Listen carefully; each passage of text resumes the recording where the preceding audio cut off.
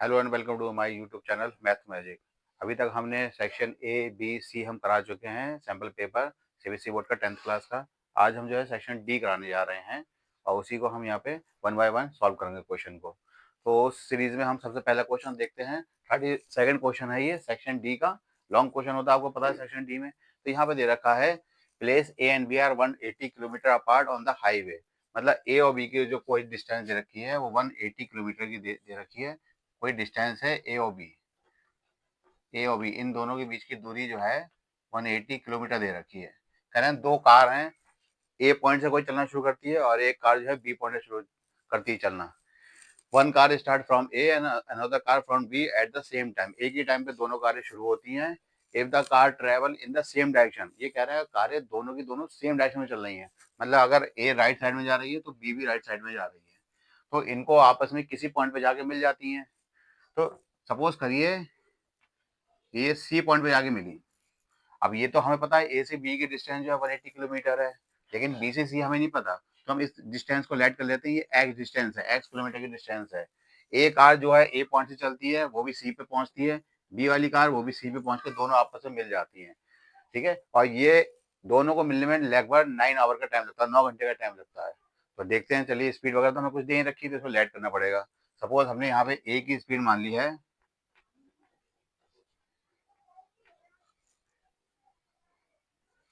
Speed हमने Y मान ली है।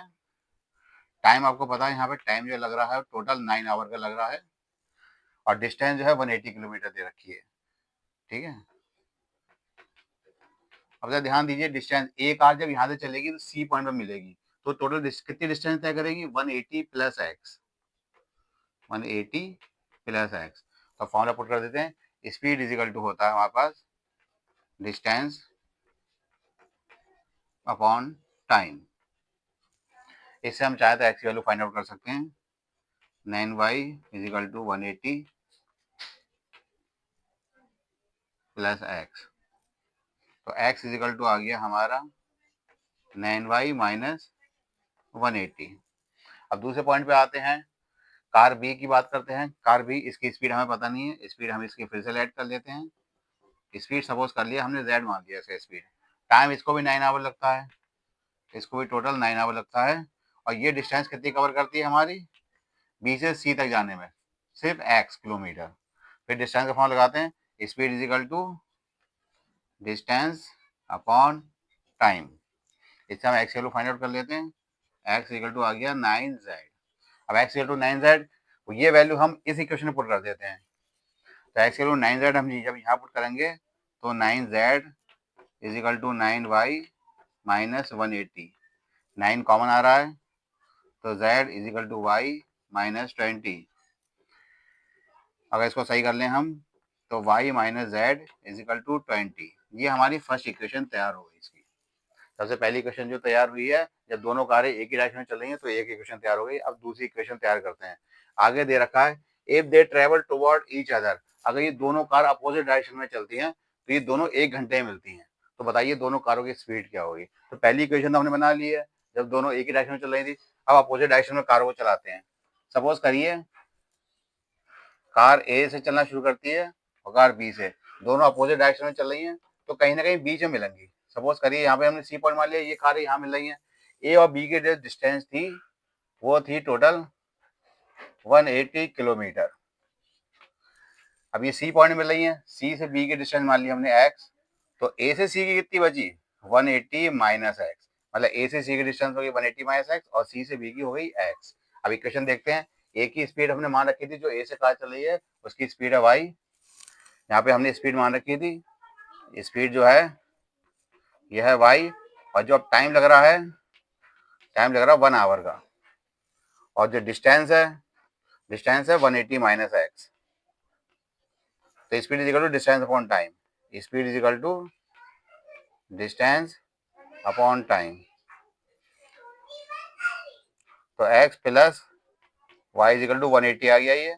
अब दूसरी कार बी की बात करते हैं। कार बी की हमने स्पीड मान रखी थी z। हम पहले मान चुके हैं कि स्पीड इसकी z थी, और अब जो टाइम इसको लग रहा था वो सिर्फ 1 आवर लग रहा था। और डिस्टेंस कितनी कवर कर रही थी ये? भाई बी से सी तक जाना है इसको, सिर्फ एक्स डिस्टेंस। ठीक है, तो आप फिर लगाते हैं speed is equal to distance upon time, तो z is equal to x आ गया। तो हम जहाँ पे भी हमारा x दे रखा है वहाँ z पुट कर सकते हैं, ये x वैल्यू z जो है यहाँ पुट कर दे रहे हैं, तो z plus y is equal to 180, ये हमारी दूसरी इक्वेशन आ गई। अब हम इन दोनों इक्वेशन को सॉल्व करके सीधे सीधे y और z बता सकते हैं, मतलब दोनों की स्पीड। देखिए पहली और दूसरी को सॉल्व करते हैं। पहली इक्वेशन थी y minus z is equal to 20 और दूसरी इक्वेशन थी z plus y is equal to 180। इन दोनों को सॉल्व करते हैं तो z z तो कट गए, तो 2y इज इक्वल टू 200, तो y is equal to 100 kilometre per hour. Y की स्पीड इतनी आ गई। अब ये वैल्यू आप कहीं पुट कर दें, चाहे फर्स्ट में रख दें चाहे सेकंड में रख दें। अगर सेकंड में रखें तो वाई की वैल्यू 100, तो ये जेड की आ जाएगी 80, तो जेड की आ गई 80 किलोमीटर पर आवर। इस तरह से हमने दो इक्वेशन बना के दोनों की स्पीड फाइंड आउट कर ली है। अब देखते हैं नेक्स्ट क्वेश्चन। आइए देखते हैं नेक्स्ट क्वेश्चन को, 33। देखिए यहाँ दे रखा है using above result find the length of BC. ये एक ट्राइंगल दे रखा है और इसके अंदर सर्कल बना है, इंस्क्राइब सर्कल है ये, और इसकी हमें लेंथ पूछी है बीसी लाइन, ठीक है ना। तीन टेंजेंट दे रखे हैं सर्कल के जो टच करते हुए निकल रहे हैं।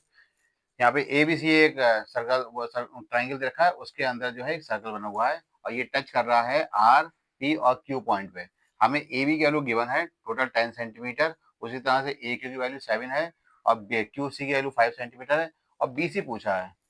देखिए हमने बताया था टेंजेंट वाली प्रॉपर्टी हमने बताई थी, जब दो टेंजेंट किसी आउटर पॉइंट से डाले जाते हैं तो दोनों टेंजेंट जो है आपस में इक्वल होते हैं। अब जैसे ये टेंजेंट है, ये 7 सेंटीमीटर का टेंजेंट है, ठीक है, ए से क्यू पे जो आया है। अब ए से क्यू पे आया ये 7 सेंटीमीटर, तो ए से जो आर पे आएगा वो भी 7 का ही होगा, 7 सेंटीमीटर का, क्योंकि दोनों एक ही पॉइंट से आए हैं टेंजेंट। अब आपको पता है ए बी जो है पूरी लेंथ, जो ए बी की लेंथ है वो पूरी 10 है। अब 7 तो इसमें निकल गई, तो ये बची कितनी, ये बची सिर्फ वहां पर 3 सेंटीमीटर, 7 प्लस 3 10 होता है क्योंकि, ठीक है। अब ये 3 है तो बी से ये टेंजेंट गया 3 और बी से पी पे भी गया है, तो ये 3 है तो ये वाला टेंजेंट भी 3 सेंटीमीटर का ही होगा। कॉमन सेंस की बात है, ये 3 सेंटीमीटर का होगा। अब बात आते हैं दूसरे टेंजेंट पे, क्यू सी टेंजेंट की जो लेंथ दे रखी है 5 सेंटीमीटर है, जो सी पॉइंट से गया है, और सी से दूसरा टेंजेंट आया पी पे, तो ये 5 का है तो ये भी 5 का होगा। तो इस तरह से हम बीसी की लेंथ देख सकते हैं 3 प्लस 5।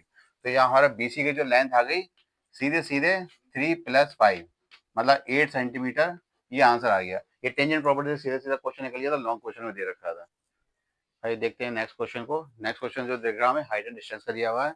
यहाँ पे कह रखा है a boy whose eye level is 1.3.5 metre from the ground spot, a balloon moving with the wind at the same height, the angle of elevation is 60 degree.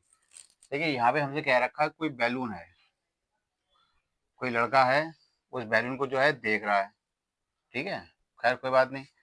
लेकिन ये जो लड़के की हाइट है, मतलब लड़के की कुछ ना कुछ ऊंचाई तो होगी, जो हमें दे रखी है 1.35, ये जो हाइट है ये 1.35 मीटर ये दे रखी है, जो कि लड़के की हाइट है। तो लड़के की हाइट 1.35 है, लड़का जो बैलून को देख रहा है वो 60 के एंगल पर देख रहा है। बैलून की हाइट जो है h मान ली हमने, और ये जब उसको देखता है तो 60 का एंगल बनता है उसमें। लेकिन ये कहते हैं कुछ सेकंड के बाद बैलून जो है कुछ आगे पहुंच जाता है, उड़ते उड़ते बैलून कुछ आगे पहुंच गया।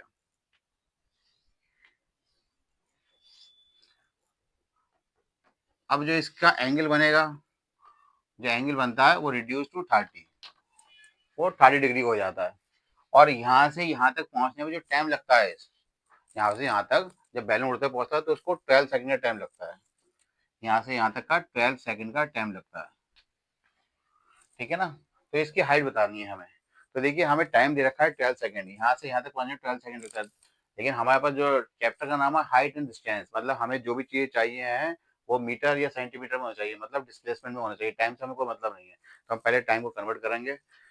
हमें देखिए बैलून की स्पीड हमें पता है, स्पीड जो हमें दे रखी है बैलून की वो दे रखी है 3 मीटर पर सेकंड, 3 मीटर पर सेकंड दे रखी है। और जो टाइम दिया हुआ है हमें, टाइम दिया हुआ है 12 सेकंड, मतलब बैलून यहाँ से यहाँ तक उड़ के जो पहुँचता है वो 12 सेकंड में पहुँचता है। तो आपको पता होगा डिस्टेंस का फॉर्मूला लगा देंगे हम। डिस्टेंस का फॉर्मूला होता है speed into time, speed into time मतलब 36 मीटर। मतलब यहाँ से यहाँ तक की डिस्टेंस आ गई 36। ये जो 12 सेकंड था, अब हम इसको हटा देंगे, यहाँ पे सी से ये डिस्टेंस लिख देंगे 36 मीटर। 36 मीटर ये डिस्टेंस हमें पता लग गई। और ये जो डिस्टेंस ये पता नहीं है, इसको कुछ ना कुछ ऐड कर लेते हैं। सपोज करो यहाँ से डिस्टेंस x है। अब वहाँ पर दो ट्रायंगल बन रहे हैं, एक ये छोटा ट्रायंगल और दूसरा एक बड़ा ट्रायंगल बन रहा है। तो दोनों में फॉर्मूला पुट करते हैं। सबसे पहले tan 60 बड़ा ट्रायंगल लेते हैं, परपेंडिकुलर अपॉन बेस। परपेंडिकुलर तो हमारा h है और बेस जो हमें x मान रखा है। tan 60 वैल्यू होती है √3 h अपॉन x। यहाँ पे h की वैल्यू जो आ गई √3x आ गई। ठीक है, उसी तरह से अब हम दूसरे इसमें देखते हैं, दूसरे वाले ट्रायंगल में tan 30 perpendicular upon base. Base अब पूरे ले आएगा x प्लस 36 और इसकी वैल्यू होती है tan 30 की 1/√3 और h की वैल्यू हम यहाँ से पुट कर दे रहे हैं। नहीं, h की वैल्यू जो है √3x और x प्लस 36 क्रॉस मल्टीप्लाई कर लेंगे इसकी हम, इधर कर लेते हैं हम। x प्लस 36 इज इक्वल टू 3x हो गया। तो 2x इज इक्वल टू आ गया हमारा 36।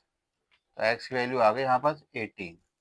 अब हमें निकालना है h। ये x की वैल्यू हम कहीं पुट कर सकते हैं, ये मीटर में आया हमारा। x की वैल्यू हम कहीं पुट कर सकते हैं, 1 या 2 किसी में भी। तो h हमारा निकल आएगा, अगर 1 में रखते हैं √3x √3 इंटू 18। √3 की वैल्यू हमें पता है, पहले से हमें दे रखी है 1.73 इंटू 18। तो इसकी जो वैल्यू आएगी वो आएगी मल्टीप्लाई करने पे 31.14 मीटर। ये तो हमारी हाइट आ गई, लेकिन पूरी ग्राउंड लेवल से हमसे हाइट पूछी। ग्राउंड लेवल से जो लड़के की हाइट थी 1.35 थी, तो इसको भी हमें ऐड करना पड़ेगा। तो टोटल हमारी हाइट जो आ गई वो हमारी 31.14 प्लस 1.35।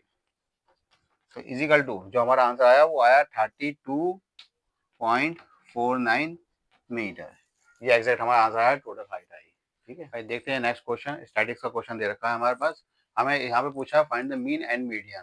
क्लास हमें दे रखी है 80 90, 90 से 95, 95 से 100 ये दे रखी है, और इसकी फ्रिक्वेंसी दे रखी है। और इसका हमें टेबल तैयार करके इसका मीन और मीडियन बताना है।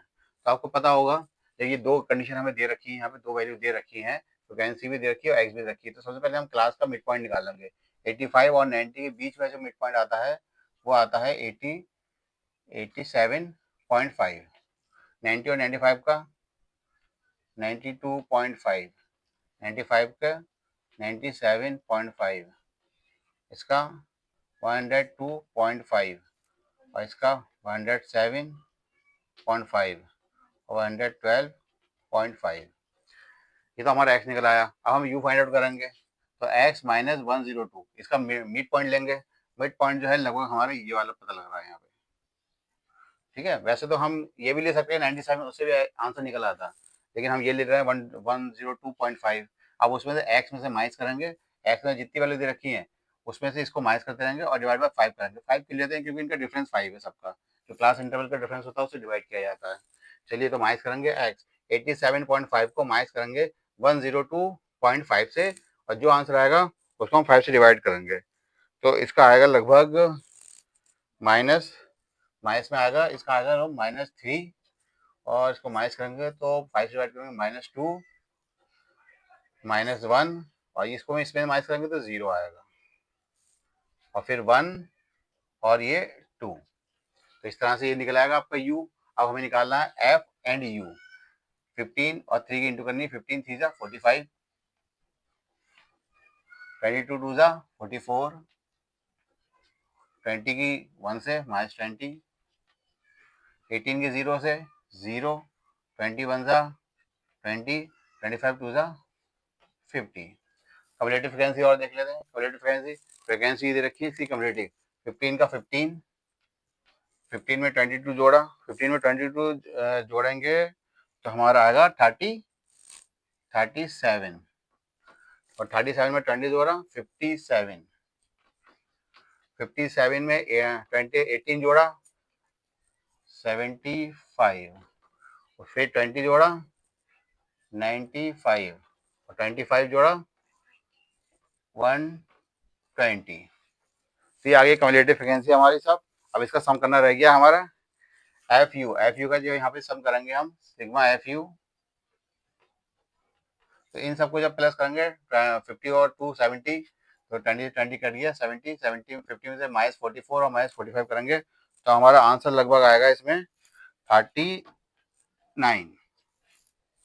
और फ्रिक्वेंसी का यहाँ पे सम करके देख लीजिए। फ्रिक्वेंसी का सब करेंगे 15 22 20 18 इन सबका सम करेंगे तो ये आएगा हमारा 120। ये दोनों वैल्यू पता लग गई। अब हमें सिर्फ मीन निकालना है। यहाँ पे मीन फाइंड आउट करने के लिए आपको पता ही होगा मीन करने के लिए क्या करना पड़ता है हमें।